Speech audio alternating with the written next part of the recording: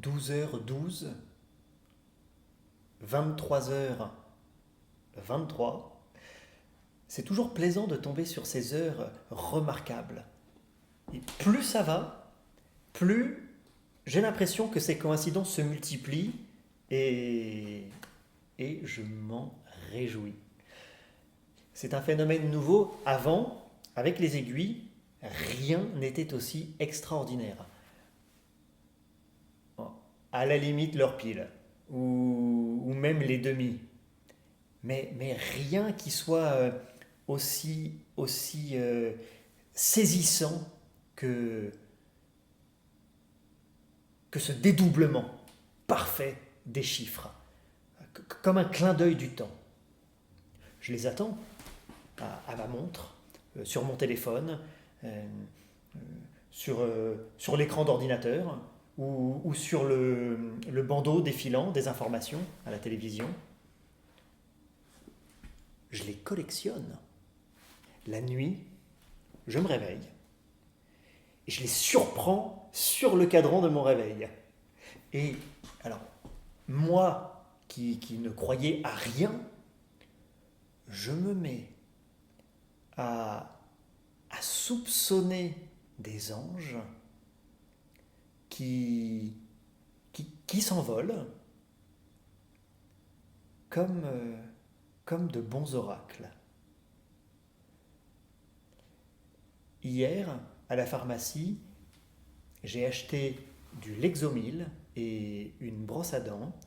Et quand j'ai vu affiché sur la caisse 28,28 euros, je me suis dit que j'étais vraiment un, un petit vénard.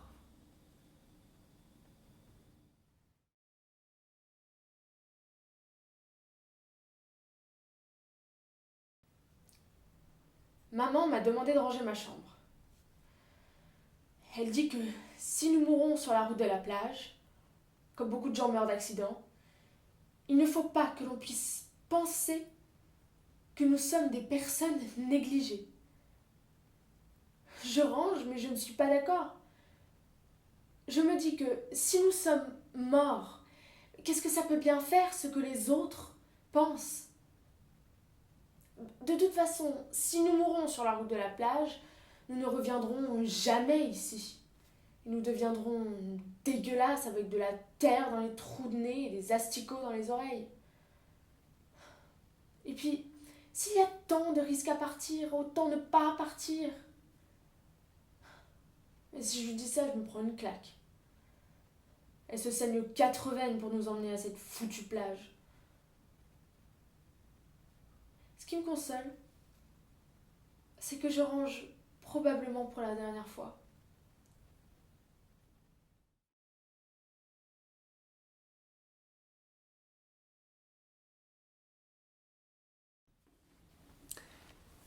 Je marche et je me dis, ton corps, mon Dieu, ton corps.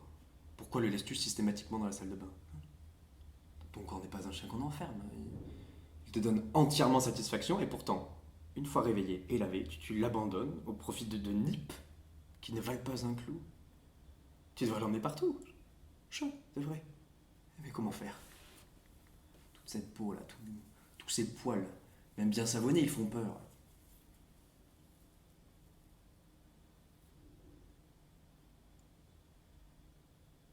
Sans parler des couilles.